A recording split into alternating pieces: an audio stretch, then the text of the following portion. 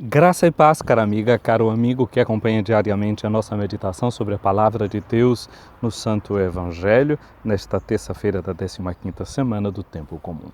Hoje também no calendário da Igreja nós celebramos uma memória muito popular, muito conhecida, como a memória de Nossa Senhora do Carmo ou Nossa Senhora do Monte Carmelo.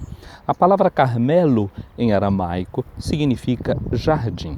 Se trata de uma área aprazível, não muito distante do porto de Jope, e daquele lugar se pode, do alto, ver todo o mar. E naquele lugar, o profeta Elias, que combateu 9 séculos antes do nascimento de Cristo, ao culto ao falso deus Baal, ele que enfrentou o rei Acás e a rainha Jezebel, naquele monte, o Monte Carmelo, ele reuniu muitos profetas que resistiram a essa idolatria que avançava no meio do povo de Deus. Então, o Monte Carmelo é um lugar que nos faz pensar na resistência profética. O profeta é aquele que fala em nome de Deus. O profeta é aquele que no presente é resistente porque acredita no futuro, porque sabe que o presente é o lugar onde nós estamos envolvidos, mas o presente também não tem a última palavra. O presente pode ser cheio de bens e na prosperidade a gente tem que deixar o coração se inundar de gratidão, sermos agradecidos a Deus. Mas se o presente apresenta aspectos negativos, nós devemos reforçar a confiança e a esperança e trabalhar no presente resistindo para que haja um futuro diverso. Resistindo não significa nos fechando, mas colaborando para que as coisas possam ser diferentes. Assim fez o profeta Elias e encontrou parceiros. Ele viu que, apesar de ele ter vivido um momento de uma profunda depressão, ele viu que havia, como ele diz, 400 joelhos que não tinham se dobrados a Baal. Ou seja, muitas vezes nós pensamos que tudo está perdido e não é bem assim. Há pessoas que também resistem, insistem em não dobrar seu joelho diante dos deuses, das forças, das potências deste mundo. Mas o que tem a ver tudo isso? O profeta Elias, o profeta Eliseu, que depois também substitui o profeta Elias, o que isso tem a ver com Nossa Senhora do Monte Carmelo?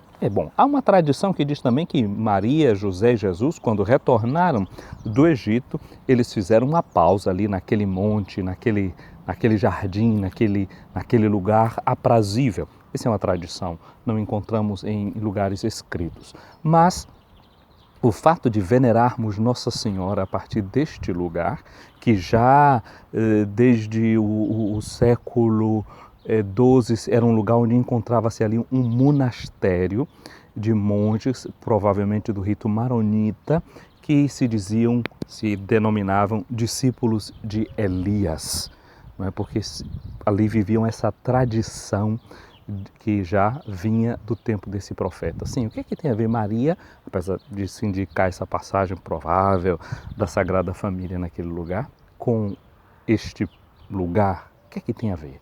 É porque daquele monte o profeta Elias teve uma visão. Olhando para o mar, ele via uma pequena nuvem que se levantava e que depois cresce. Era um período de seca em Israel e ele vê como aquela nuvem cresce e traz a chuva. Veja só, na Sagrada Escritura nós encontramos uma passagem que diz que a palavra de Deus, ela é semelhante à chuva, não é, que cai na terra e para o céu não volta antes de ter cumprido a sua missão. A imagem, não é, da chuva que cai, de onde cai a chuva? De uma nuvem. Então a água que cai e fecunda a terra é a imagem da palavra que vem da parte de Deus. Ora, quem é a palavra que vem da parte de Deus? O Evangelho de São João nos diz: o verbo, a palavra, se fez carne. Ora, onde a palavra se fez carne? Em Maria. Então, a Igreja, na sua tradição, sempre interpretou esta nuvem que contém a chuva em si como Maria, que em sua carne, em seu ventre, trouxe o próprio Jesus.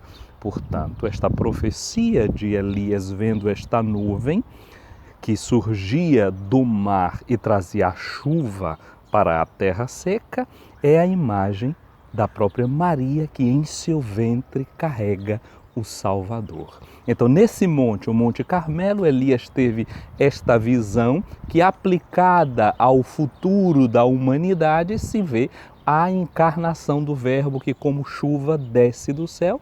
Então, Maria é vista como esta nuvem. Ela que gerou o Verbo no seu ventre, não é, como a sombra do Altíssimo. Então, essa sombra também muitas vezes é entendida como uma nuvem, como no Monte Tabor, os discípulos foram envolvidos por uma nuvem, que naquele caso o próprio ser de Deus que envolve. Então, Maria envolvida nesta sombra de Deus, nesta nuvem de Deus, se torna ela essa nuvem que traz a chuva, que é a palavra que se encarna e desce à terra. Então, hoje, celebramos Nossa Senhora do Monte Carmelo, porque naquele Monte Carmelo, Elias teve essa visão que se aplica à própria Maria no momento da encarnação do Verbo.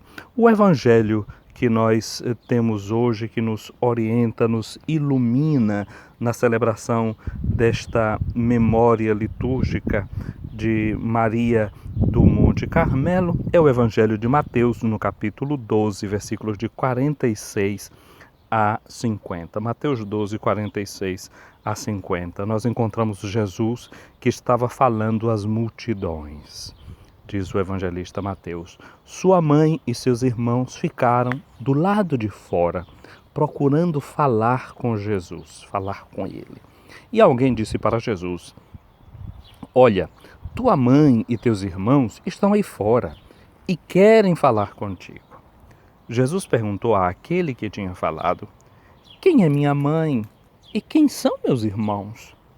E estendendo a mão para seus discípulos, Jesus disse: eis minha mãe e meus irmãos. Pois todo aquele que faz a vontade do meu Pai que está nos céus, esse é meu irmão, minha irmã e minha mãe. Minha amiga, meu amigo, você, se estivesse ali no meio daquela multidão que ouvia Jesus, vendo a mão estendida de Jesus apontando na sua direção e ouvindo essa palavra de Jesus dizendo: quem faz a vontade do meu Pai, este é meu irmão, minha irmã, minha mãe. E sabendo que a mãe dele estava lá fora, querendo falar com ele, e ele ali dando atenção a você, você pensando no seu coração, de verdade ela fez a vontade de Deus.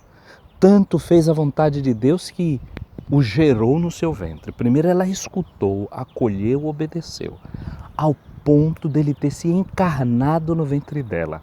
E nesse momento ele está aqui comigo. Ele me está dando atenção e não está dando atenção àquela que o trouxe em seu ventre por 9 meses. Como você se sentiria diante disso? Sentindo que aquela que é a mãe que foi ali buscá-lo por alguma preocupação, porque queria vê-lo, mas ele está preferindo você. Ele está preferindo estar com você, pregando a palavra para você. Esse é o ponto que nós devemos pensar. Um amor grande de Jesus pela sua mãe, um respeito imenso pela sua mãe, mas ele sabia da sintonia que havia entre o seu coração e o coração daquela mãe. Havia uma sincronicidade, eram corações que batiam no mesmo ritmo, que carregavam as mesmas intenções.